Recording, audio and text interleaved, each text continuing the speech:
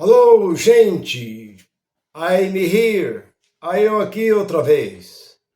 Sou seu irmão em Cristo, Nilson Queiroz, do canal Verdadeira Graça. Tem uma mensagem para nós e o título é esse: A sabedoria é individual. É o título da mensagem. Quero agradecer os novos inscritos, agradecer meu irmão Macir. Um abraço, irmão Macir, meu irmão Rogério, lá de Tupã, o meu irmão Xará Nilson Queiroz, João Batista, aquele abraço, Paulo Roberto, irmão Antônio, meu irmão Lira, enfim, todos vocês, meu irmão Lira aí de Guarulhos, enfim, são muitos os irmãos que nesse momento, meu irmão Cícero, um abraço, todos vocês que me seguem, me acompanham, estamos nessa, estamos juntos. E eu tenho para nós uma palavra. Eu gosto muito de expressar, de ensinar aquilo pela qual Deus, aliás, pelo tempo que eu tenho, que eu não tenho 10 anos, 20 anos, 30 anos, não, eu tenho 43 anos. Eu creio que uma boa experiência para contar como foi naquele tempo e como é nos tempos de agora. Naquele tempo havia mais sinceridade e hoje ficou pior, porque naquele tempo o povo falava muito de céu e hoje o povo fala muito em dinheiro. Trocou.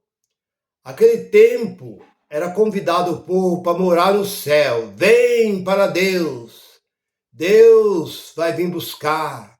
Você vai para o céu. Se você não aceitar, você vai para o inferno. Era a mensagem, era o título da mensagem naquele tempo. Hoje não, hoje é dinheiro. Quanto mais você dá, mais abençoado você será. Dá o seu tudo, dá o seu carro, da sua casa, seu apartamento, sua chácara, sua poupança, da sua empresa, do seu comércio, dá tudo. Entrega tudo, que Deus vai fazer uma grande obra na sua vida. Esse é o ensinamento de hoje. Mas, voltando para o título da mensagem que eu tenho, que a sabedoria, ela é individual. A sabedoria, Deus dá para um, Deus não dá para o outro. Não adianta. Você pode ter um grupo de 100 pregadores. E os 100 pregadores pregar a mesma mensagem, baseado no mesmo, eles vão dizer palavras diferentes. Porque o nosso raciocínio, a nossa maneira de pensar, de agir, de ser diferente. Você nunca viu um profeta olhando para o passado, você nunca viu um profeta igual ao outro, um sacerdote igual ao outro, ainda que fosse pai e filho, eles não eram. Havia diferença. Devia ser igual, ainda que seja gêmeos. Nós vemos a diferença de um para com o outro. Então, meu irmão, nós somos indivíduos. Por isso que há muitos e muitos movimentos por aí que um não se dá com o outro.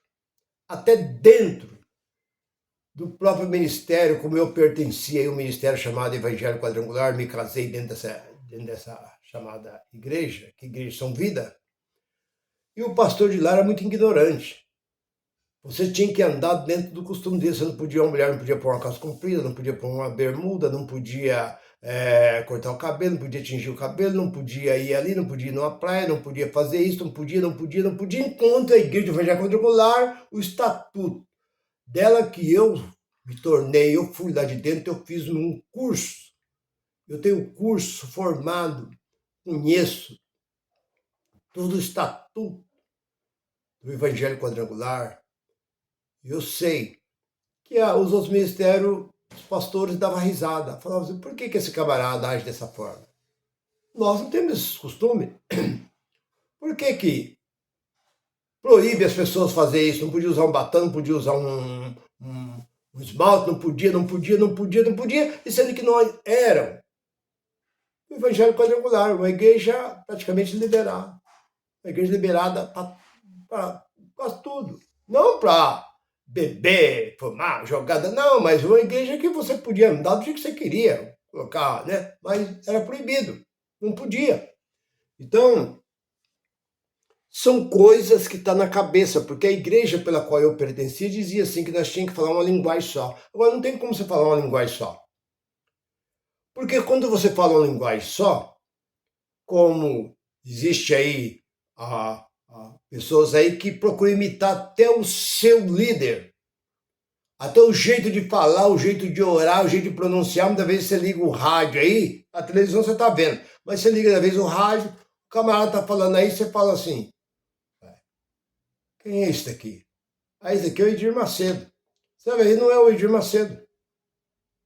É um bispo, um outro, um pastor da igreja dele, mas pegou o hábito, o sistema, eles procuram imitar o seu líder.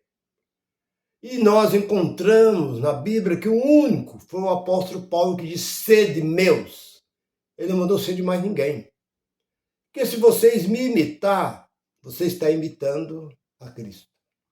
Tem até uma ilustração que diz que havia duas tribos de índio. Uma tribo grande e uma tribo menor. E aquela tribo de índio grande queria massacrar, pegar aquela tribo menor e queria destruir. E o chefe daquela tribo menor teve uma ideia. Ele falou assim: olha, nós estamos sendo caçados, procurados por aquela grande tribo. Então vamos fazer o seguinte: vocês sabem que índio anda descalço. Nós vamos passar agora na beira de um rio. E eu vou na frente. E vocês vão atrás de mim. Aonde eu colocar meus pés, vocês colocam os pés de vocês dentro do mesmo rastro. Tanto mulher como criança, homem, vai dentro do meu rastro. Então assim fizeram. Passaram por um determinado lugar, o cacique ia na frente e eles iam acompanhando as pisadas do cacique. E atravessaram aquele lugar mais perigoso que tinha e conseguiram escapar. Passando algumas horas, chegou os inimigos, aquela tribo que procurava para destruir. Aí fala: aqui o rastro aqui, ó. O rastro deles aqui. Passaram por aqui.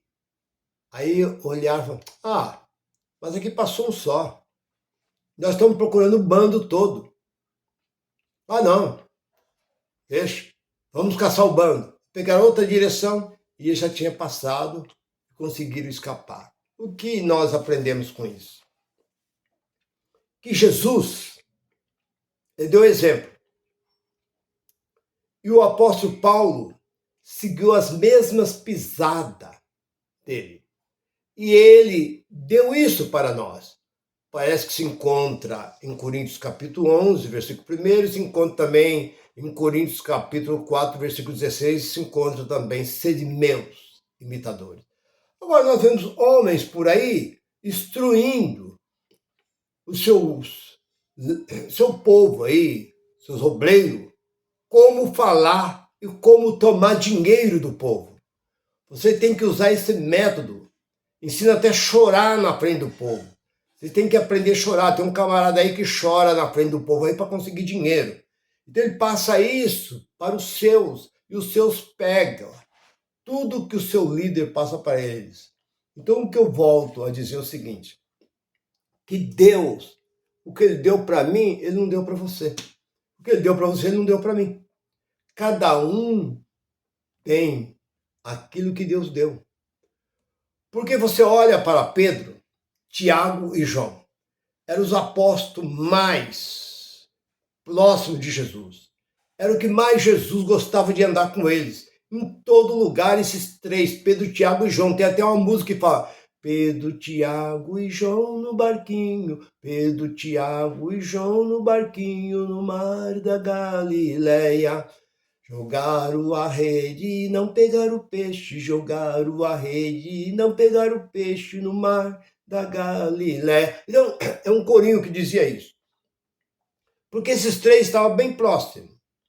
Então, o que Deus deu para Pedro, não deu para nenhum dos demais. Cada ministério Deus deu para os apóstolos de uma forma diferente. E lá no passado, cada sacerdote, cada rei, cada profeta que Deus levantou de uma forma completamente diferente um do outro. Um não batia com o outro. Mas tudo provinha de Deus. Tudo vem de Deus. Então, você olhando para ver, quando Deus levanta o apóstolo Paulo não teve como andar junto com os apóstolos. Porque a cabeça dos apóstolos que andou com Jesus de Nazaré era uma. Mas Paulo teve um encontro com Cristo ressuscitado.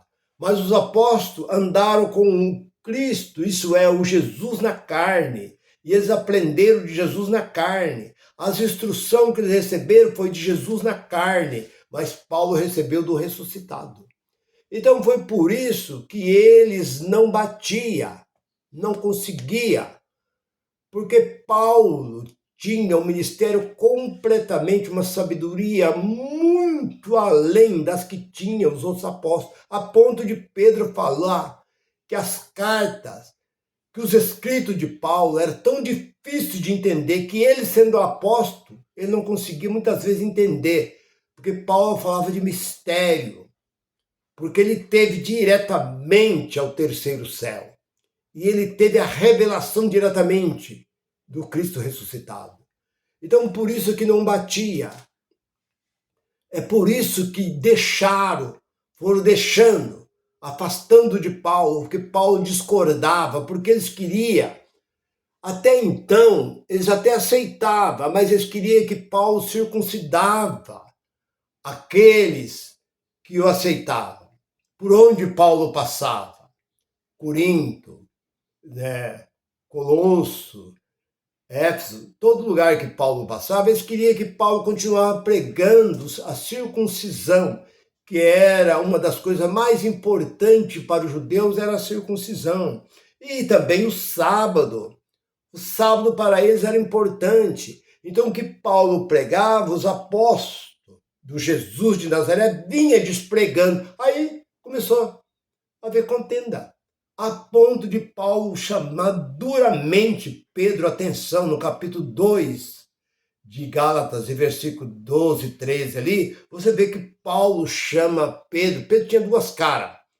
Pedro, quando estava com o gentil, ele se comportava como gentil. Mas quando ele via que vinha chegando o judeu, ele levantava e já repudiava o gentil e vivia com os judeus. E aí nós olhamos uma outra passagem, que quando Cornélio, lá no capítulo 10 de Atos, Cornélio foi aquele homem que era um centurião, que ele estava orando, era um homem muito piedoso, dava muita esmola, ajudava muita gente, e o anjo veio a Cornélio. E o anjo instruiu a Cornélio o que ele deveria fazer. Vai até a Jope e chama um tal de Pedro. Pedro vai instruir. E Pedro, abreviando um pouco, Pedro veio com algum dos seus companheiros. Quando chegou ali na casa de Cornélio, Pedro falou: não é lícito um judeu entrar na casa de um gentil. Mas se era Deus que tinha chamado, não é que Pedro queria rejeitar. Primeiro apareceu o lençol. Vocês conhecem ali. 3 vezes o lençol desceu. Tinha todo tipo de réptil, quadrúpede, ali dentro daquele lençol. Mata e come, não como coisa imunda. Não diga imundo aquilo que eu fiz e purifiquei, Pedro. Mas Pedro repudiou, não quis. O lençol desapareceu. Deus estava mostrando que para Deus é um povo só, tanto gentil como judeus, para Deus é um povo só, que acabou esse negócio.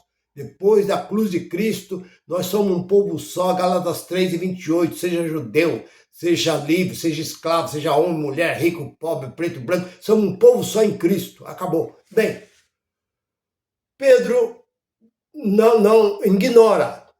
Centurião, ele veio ao encontro de Pedro, no versículo 25 do capítulo 10, ele veio e ajoelhou aos pés de Pedro, que ele tinha Pedro como fosse um... Pedro falou: levanta-te, que eu sou homem igual a ti. Ele estava até idolatrando Pedro. E ele entra na casa de Cornélio, vê aquele monte de gente, a casa estava cheia. E ele começa a falar que não era justo um judeu entrar na casa de um gentio e tal. Naquele momento, Deus, para mostrar, Deus derramou sobre aquele povo o Espírito Santo. Então agora vocês começam a analisar comigo. Quando o Espírito Santo desceu sobre eles, Pedro olhava um para o outro e falava, mas espera um pouco. O mesmo Espírito que desceu lá no dia em Atos 2 está descendo sobre esse povo. Mas quem somos nós agora para recusar? Mas Pedro, vendo que o Espírito Santo tinha descido, por que Pedro pegou aquele povo no versículo 47, 48 do capítulo 10 de Atos, leva o povo na água, no rio e batiza aquele povo? Qual é o maior batismo? Da água ou do Espírito Santo? Que João Batista diz, eu vos batizo com água, mas vem um muito mais poderoso que batiza com o Espírito Santo. O batismo verdadeiro é do Espírito. E era esse que João Batista falava, esse batismo que eu faço é apenas cumprimento. Como Jesus diz, deixe que assim aconteça para que cumpra toda a justiça ou a lei de Deus. Mas o batismo verdadeiro é aquele que desceu no Atos capítulo 2. E vendo ali, pronto, Pedro devia falar assim, ó, acabou, não preciso mais nada. Porque é um só batismo. A Bíblia diz que não existe 2, 3 batismos, existe um batismo só. Agora, por que Pedro pega o povo e leva na água e passa o povo pela água, depois que o povo já tinha recebido, que é o único e o maior batismo, é o batismo do Espírito Santo? Falta do quê? Então, a sabedoria que Deus deu para Paulo, não deu para Pedro, não deu para Tiago, não deu para João, e até nos dias de hoje. Eu tenho uma maneira, eu não saio fora, tudo que eu falo aqui dentro, só que o que eu tenho, nós temos vários irmãos da graça, eu não vou discordar, porque o relógio, muitas vezes, eu não posso pegar o meu relógio e querer conferir com o relógio deles, nem eles conferir o relógio deles com o meu relógio. Então, pode ser que o meu relógio está adiantado, está um pouco atrasado, então não confere um relógio com o outro. Há alguma diferença, mas não vamos levar por esse lado, porque nós somos indivíduos. Deus usa cada um dos nossos irmãos da graça, às vezes de uma forma diferente, mas o que importa é que nós não pregamos a lei de Moisés. Nós pregamos as cartas do apóstolo Paulo. E nós não pregamos vinda de Jesus, porque Jesus já veio, já levou os seus. Nós não pregamos novo céu, nova terra, nem nova cidade, nem rua de ouro. Nós não pregamos batismo, nem pregamos ceia, nem pregamos dízimo, nem pregamos oferta. Nós pregamos Cristo em nossa vida. Se você gostou dessa mensagem, essa mensagem falou bem ao seu coração, a graça de Cristo resplandece sobre a sua vida. Escreva, se você ainda não é inscrito, escreva. Graça e paz para todos. Bye, bye.